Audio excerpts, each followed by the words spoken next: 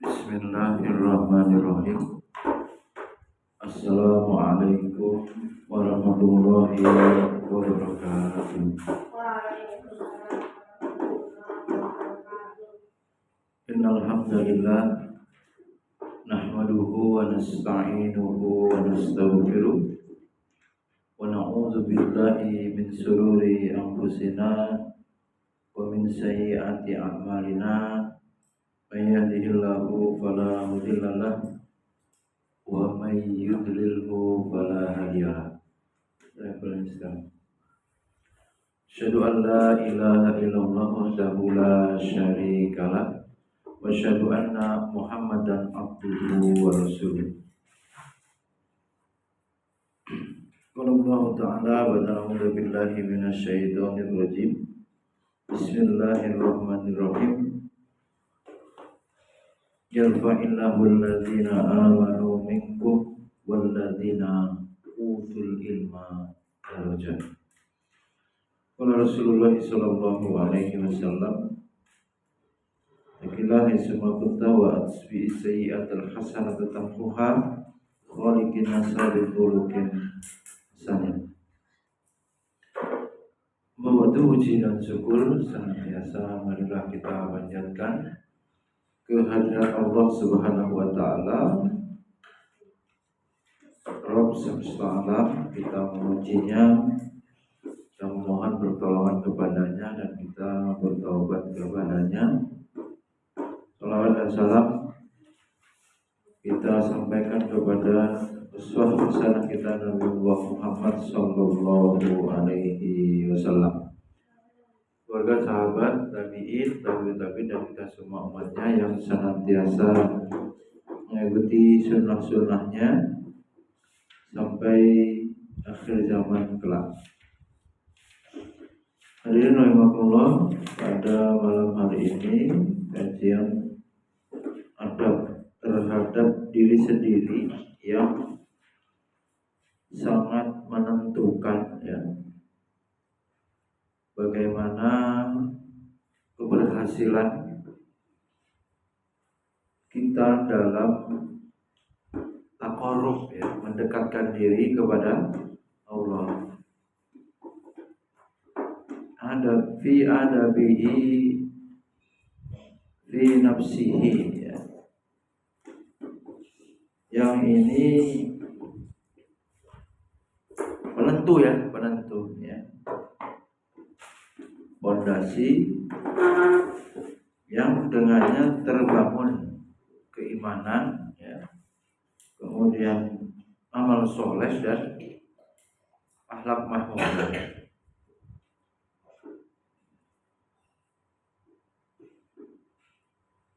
Dari Allah membersihkan hati dari sifat-sifat buruk agar pantas, layak untuk menerima ilmu. Membersihkan diri, ya, dari atau membersihkan hati, ya, tadhirul qalbi min habisi, ya, keburukan-keburukan, sifatil yusliha, sifat-sifat buruk diperbaiki, dibersihkan supaya liqabulil ilmi, supaya ilmunya bisa masuk. Supaya apa? Ilmunya bisa, ya, masuk menjadi hidayah, ya, ke dalam hati. Setiap kita, ya, harus, ya, wajib hukumnya membersihkan hati kita masing-masing dari apa? Sifat tercela seperti dengki, hasad, ya, curang mungkin, ya, atau licik, ya, inginnya enak sendiri dalam pertemanan umpamanya. Dalam pembelajaran ingin menonjol yang menjelekkan temannya umpamanya. Dalam ekonomi ingin rakus, paling monopoli, ya, menguasai, ya, perdagangan umpamanya. kita harus bersihkan itu ya. Akhlak-akhlak buruk apa tadi tujuannya? Supaya ilmu yang kita pelajari masuk atau bisa menerima ilmu, memahami, mempelajari ilmu, menghafalkan ilmu, ya, tahu rahasia-rahasia ilmu dan memahami, mengetahui hakikat ilmu yang tersembunyi, caranya dengan membersihkan hati. Sebagaimana yang dikatakan oleh sebagian ulama, kalau sholatus sirri wa ibadatul qalbi wa qurbatul batini. Salat yang tersembunyi ya. Ibadatul qalbi, ibadah hati, wa qurbatul batini, dan ketaatan batin kepada Allah Subhanahu wa ta'ala. Ini menjadi fondasi atau asas ya, yang awal yang harus kita wujudkan ya, supaya berhasil belajar itu.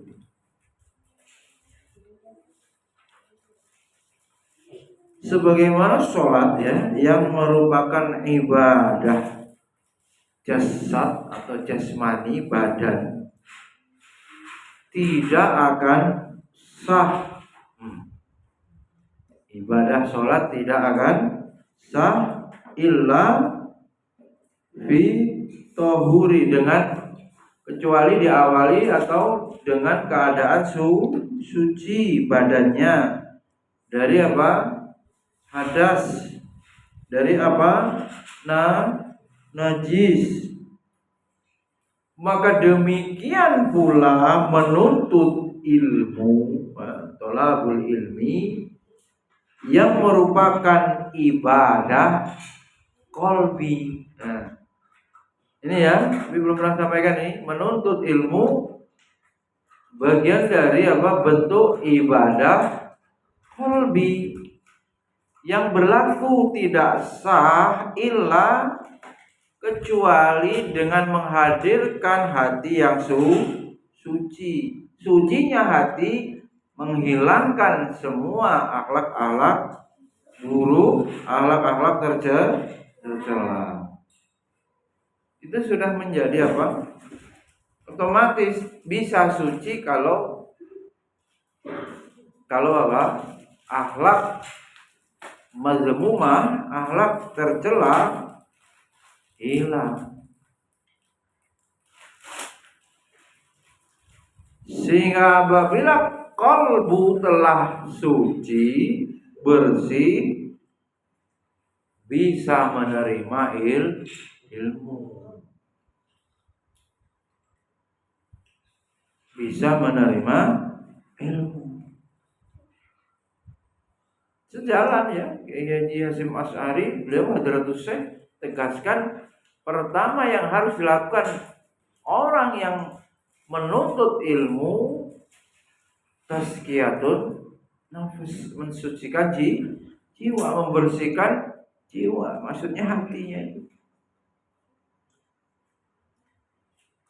Maka setelah menerima ilmu akan tampak. Orang tuh kalau memperoleh hidayah, ilmu yang barokah, akan tampak ya. Tentu saja orangnya menjadi tawadhu, orangnya akan, ilmu itu wujud dalam dirinya. Artinya apa?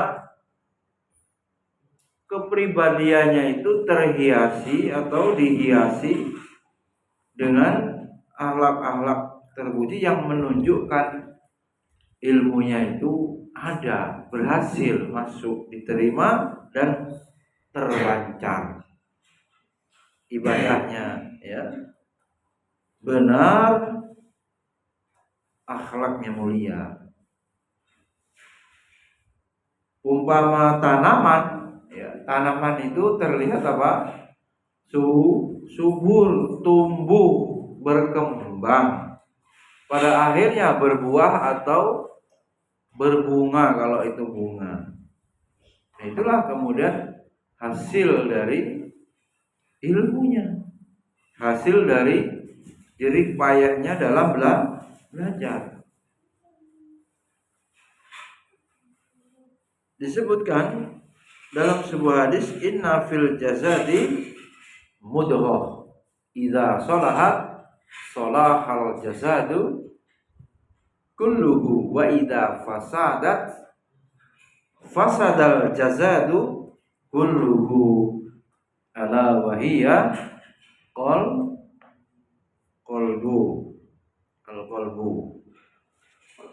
benerin tulis.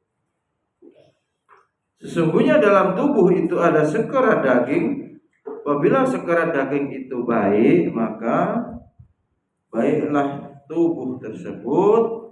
Apabila rusak, rusaklah tubuh tersebut. Ketahuilah, kata Nabi, itu adalah hati.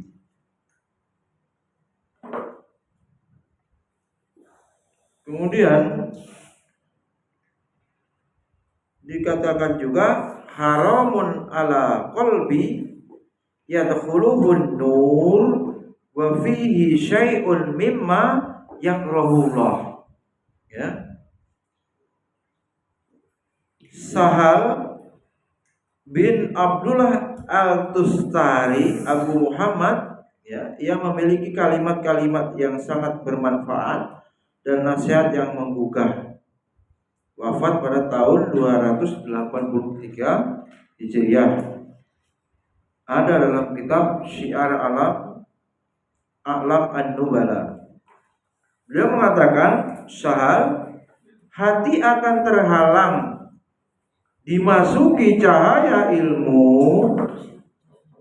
Hati akan, tulis ini, terhalang dimasuki cahaya ilmu. Tulis, hati akan terhalang dimasuki cahaya ilmu apabila di dalamnya ada hal-hal yang dibenci oleh Allah Subhanahu wa ta'ala. Apa yang dibenci oleh Allah? Semua maksiat dan dosa. Maka orang yang berhasil belajar, dia pasti suci, ya, hatinya bersih. Sebab tidak bisa ilmu itu masuk, ya, tidak bisa hidayah itu, cahaya ilmu itu, kalau ada perkara yang dibenci oleh Allah. Tentu saja kemurkaan Allah terletak pada pelanggaran-pelanggaran syariat atau dosa dan maksiat. Jadi Allah yang pertama, ya. Yang kedua, adab terhadap jiwa atau diri kita, husnul niyah fil ilmi. Apa?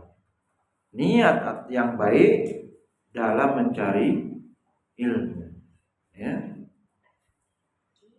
Ini tidak mandang strata, ya. Siapapun wajib menuntut ilmu, apakah sekolah, kuliah atau tidak, ya. Allah bebankan faridotun ala kulli muslim tolabul ilmi itu sampai mati, minal mahdi ilal lahdi, sejak dari buayan sampai lahat, sampai kubur, ya, sampai meninggal. Maka mengikhlaskan niat, husnul niyah, ya. Yang kedua dari pembahasan ini, poin keduanya, yaitu dengan tujuan untuk mendapatkan apa? Qoridoan Allah. Nampak-nampaknya sekolah mahal, sekolah favorit, akreditasi tinggi, unggul, bangunannya megah. Apa menjadi otomatis Allah ridho? Belum tentu. Ya, dibandingkan lawannya yang sekolah bisa jadi sederhana, ya, atau mungkin diremehkan, ya, tidak menjadi ukuran, ya. Keridhaan Allah itu, ya, ditentukan ya dengan apa? Keikhlasan, ya, husnul niyat dalam mencari ilmu. Kalau diurutkan sebenarnya ilmu ini yang paling pertama untuk apa kita cari?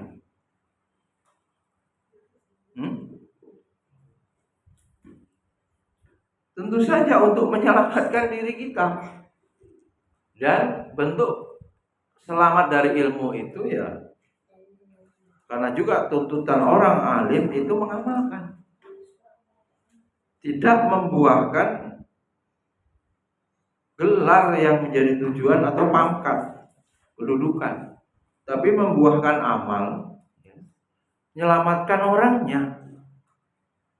Dengan memiliki ilmu, orangnya menjadi tahu yang halal, tahu yang haram, tahu yang baik, yang buruk, bisa membedakan antara yang hak dan yang batil, dan menyelamatkan dirinya yang nomor satu. Ampu sapu. Bila kemudian memiliki amanah, statusnya sebagai suami, istri, ayah, ibu, ya berikutnya wa ahlikum anfusakum wa ahlikum. Baru kemudian kita diperintahkan berdakwah kepada orang lain, umat pada keseluruhan yang ada. Wa ma arsalnaka illa kafatan linnas. Nabi tidaklah diutus kecuali untuk berdakwah, ya, kepada semua manusia. Ya. Niat yang baik, husnul niyat, kemudian memperoleh kedudukan dekat dengan Allah. Ini jangan lupa, ya. Tumpukan kitabnya banyak, bacaannya luas, tapi kok hatinya berjarak atau jauh dengan Allah. Ini masalah. Kok bisa demikian, ya? Perlu dimuhasabahi, itu apa masalahnya? Kok tidak merasa dekat dengan Allah?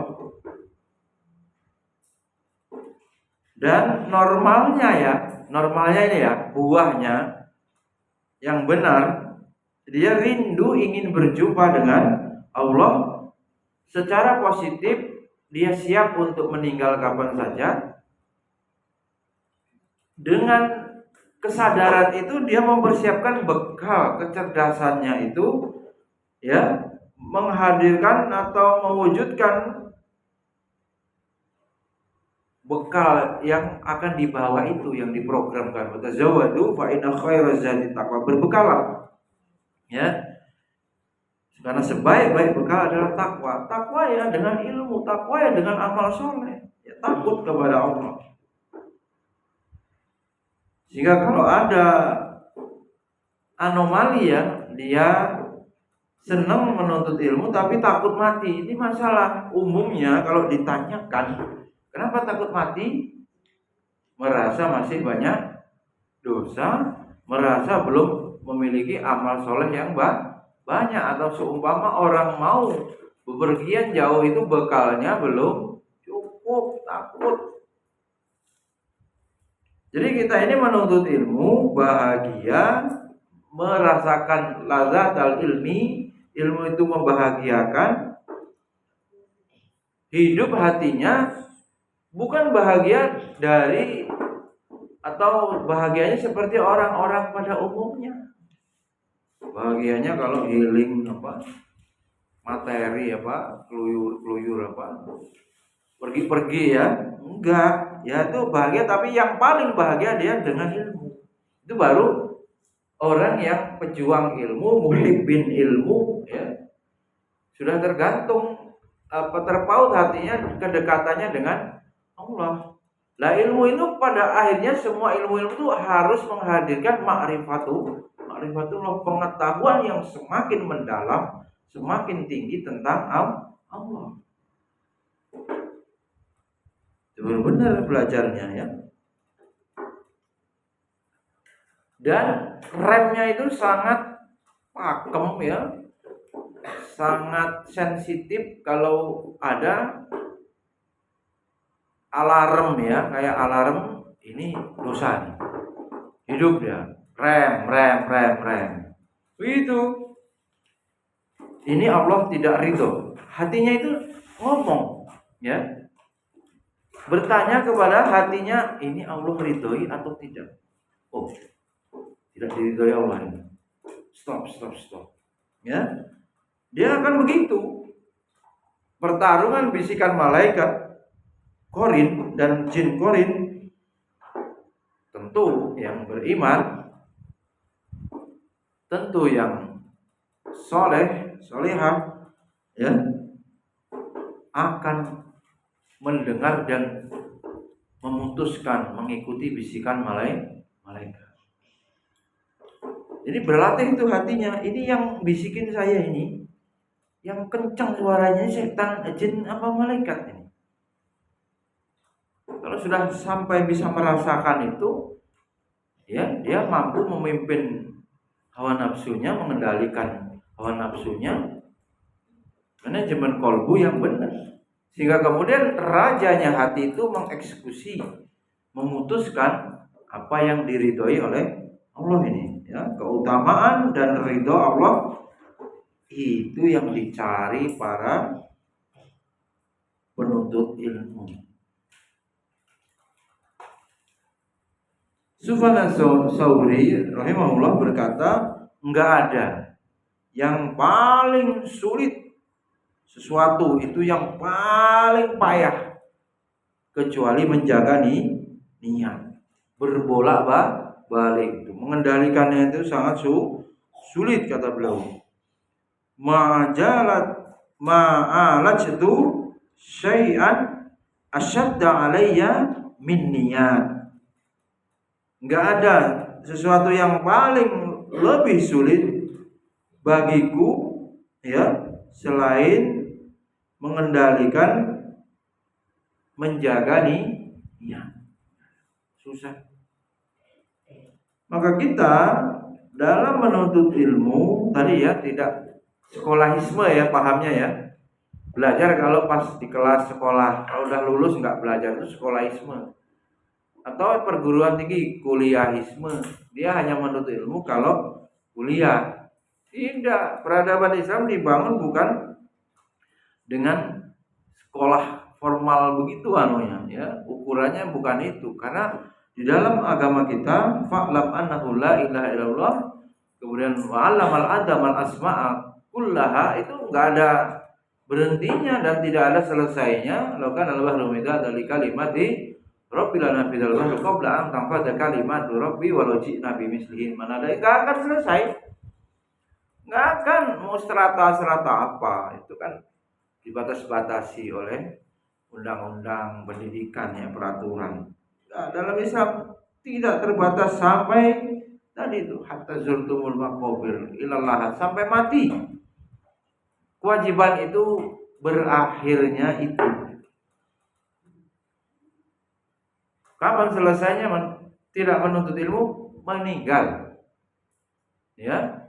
Kan sudah pernah dihitung umur kita 60 tahun rata-rata, naik turun, bahkan banyak yang kurang. Sekiranya tidur kita 8 jam satu hari, maka umur 60 tahun itu sepertiganya habis sudah untuk tidur. Berapa jadi? 20 tahun. Coba. Sepertiganya lagi jangan-jangan untuk bekerja 8 jam. Bahkan lebih lembur. Nah, sepertiganya lagi, wah, untuk main Facebook apa main apa ya? Untuk berdandanya ada yang lama banget nih. Untuk macet-macet di jalan, untuk kulu kilir lah, macem-macem coba. Jadi nggak akan tamat ya atau selesai ilmu Allah kita pelajari. Nggak mungkin, mustahil manusia semua waktunya digunakan untuk taklim ya, belajar pun tidak akan selesai ilmu Allah untuk dipelajari. Kemudian dilarang ya, menuntut ilmu untuk mendapatkan keduniaan, ya, berupa jabatan, berupa apa? Jabatan di masyarakat atau di pemerintahan atau di lembaga. Niatnya itu, kalau mau jadi kepala sekolah, jadi harus S2 umpamanya, harus S1 umpamanya, kepala TK umpamanya. Atau supaya dengan berilmu dibayar mahal, artinya dapat uang. Kalau dia menyampaikan bayarannya mahal. Atau status sosial, tulisin, dilarang menuntut ilmu untuk mengejar jabatan. Din, benar? Tulis, dilarang apa? Untuk mengejar jabatan, harta, pangkat, status sosial. Mil, tulis, status sosial di masyarakat kan menjadi terhormat, wah ya, sarjana ya, sarjana agama sekalian ya. Dan juga tidak boleh menuntut ilmu untuk bangga-banggaan. Ada loh, belum wisuda fotonya udah dibuat, apa namanya, kayak pre-wedding itu, ini foto wisuda udah diupload, saking nunggu wisudanya lama mungkin, atau sudah bingung kalau ditanya orang kapan wisuda.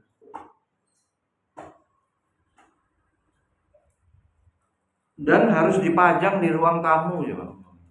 Gimana ya? Tamu menanyakan mana foto wisuda, mana? Ya harus pajang.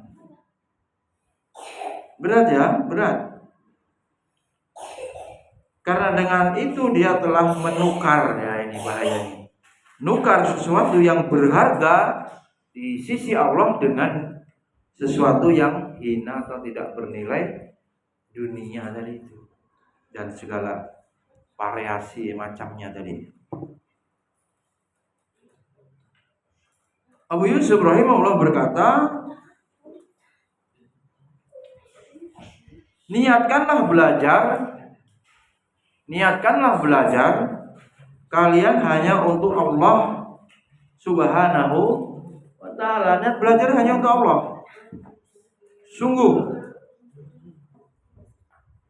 Sungguh tidaklah aku duduk di satu majelis dengan niat untuk merendahkan diri, ya. Hadir di majelis itu untuk merendahkan diri. Gimana ini?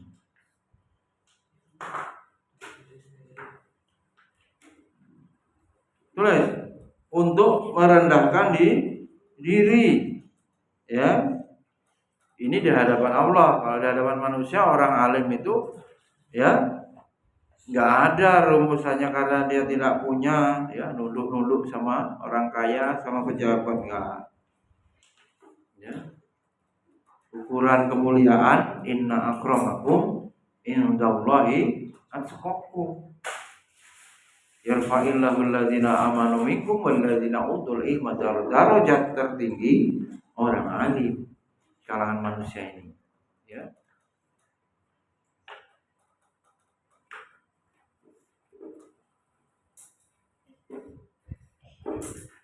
Menuntut ilmu adalah bagian dari ibadah, ya. Ya, ibadah dan ketaatan kepada Allah. Jika diniatkan ikhlas ya, mencari ridho Allah. Maka ilmu itu akan diterima, ya. Amal-amal itu sampai kepada Allah dan bertambah barokahnya. Waktu itu pernah disampaikan, Pak, untuk mendapatkan keberkahan ilmu, al ilmu bit ta'alum wal barokah bil hikmah, ya. Jadi ilmu itu akan membawa keberkahan. Ustaz Adian Husaini, beliau kemudian menasihatkan bukti tidak berkahnya ilmu yang dipelajari selama menempuh pendidikan itu setelah lulus tidak mau mengajarkan ilmunya. Tuh, banyak nggak kita lihat begitu anak berhenti dari seorang ustadz atau ustazah, berhenti mengajar, sibuk berdagang, sibuk apa? Bertani, ya. Sama sekali loh ya, ini masalahnya sama sekali tidak ada dari waktunya itu yang digunakan untuk menyebarkan ilmu. Itu menjadi bukti bahwa apa? Ilmu yang diperoleh kemarin waktu menuntut ilmu tidak barokah, tidak berkah. Ya.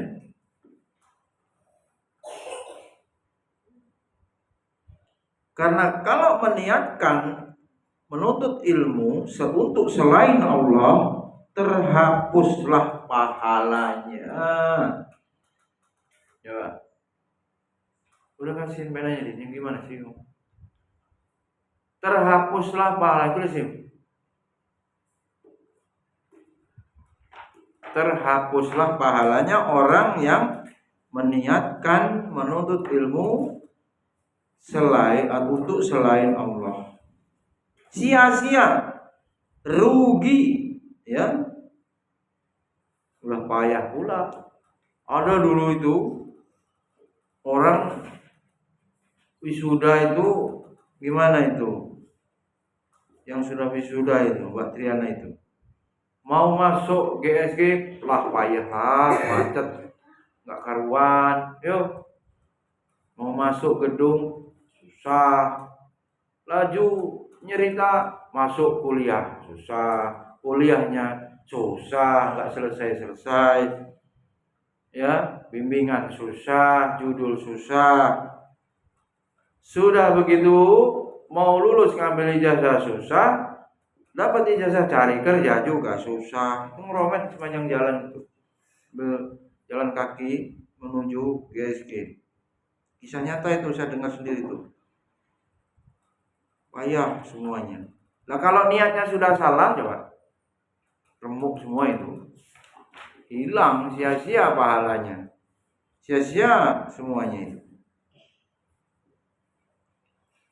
Bahkan bisa saja obsesi keduniaan itu luput darinya. Tuh, double tuh. Lah surga pahala tak dapat, sudah tak dapat pahala, tak dapat pula materi kesuksesan dunia. Nggak dapat apa-apa, sisa lain apa? Sia-sialah usahanya, buang-buang umur. Itu kan Mbak Najwa itu apa itu? Kuliah katanya memperlama jarak menganggur gitu. Kalau nggak kuliah nganggur, umur berapa lulus SMA? 19 tahun. Karena kuliah nganggurnya umur 23 umpamanya. 19 tambah 4 tahun baru lulus. Ya kalau lulus kuliahnya 4 tahun. Kalau lulus 5 tahun, nah berarti menambah jarak nganggur. Nah setelah lulus nganggur. Cuman begitu katanya Mbak. Itu dalam acara dialog itu. Ya. Itu yang kedua. Apa tadi? Tim? Apa yang kedua poinnya? Mil? Apa yang kedua? Baru ulasannya selesai.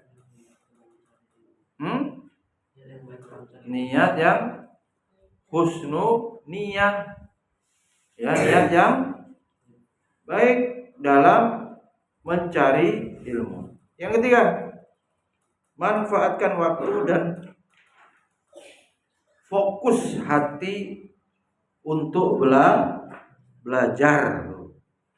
Ightinamul awqati wa jama'ul qalbi 'alal ilmi. Nah, mengumpulkan fokus. Ya. Kita dalam menuntut ilmu tentu saja ini harus dimulai dari usiamu muda. Memanfaatkan waktu itu ya berarti sejak sedini mungkin usia muda sudah full belajar. Itu ada qasidahnya itu ya, zaman dulu ya. Ada yang tahu nggak itu? Belajar sewaktu kecil, ya kan? Nasyid itu. Bagai mengukir di atas batu, belajar sesudah dewasa bagai mengukir di atas air. Mikir tuh, makin lama kamu nggak segera menghafalkan Quran, makin tua makin susah. Yang hafal cara buat akun. Akun YouTube, akun segala-segala ya, OTP segala. Mana ditanya malaikat, nggak tahu OTP nggak apa-apa. Untuk akhiratnya, untuk dunianya. Jelas, Mil. Semakin muda segera belajar, semakin kuat itu ilmunya dalam ingatan. Seperti ngukir tuh di atas batu, nggak akan gampang hilang, awet. Kira-kira lagu tadi itu, nasyid itu Abi dapat dari kuliah S3, S2, apa S1, apa SMA, apa SMP. Dapat lagu tadi itu. Itu dari Bahaji bahkan zaman tahun 80-an tuh Nasidaria itu nyanyi begitu itu di setel di radio-radio itu. TV tahun 90-an. Sejak bayi sudah mendengarkan begitu-begitu. Ternyata sampai sekarang ini 40 tahun masih bisa dipanggil, recall memori ingatannya itu. Antum yang kecil-kecil ini isinya install Al-Quran, hadis, ya kan? Ilmu-ilmu, nanti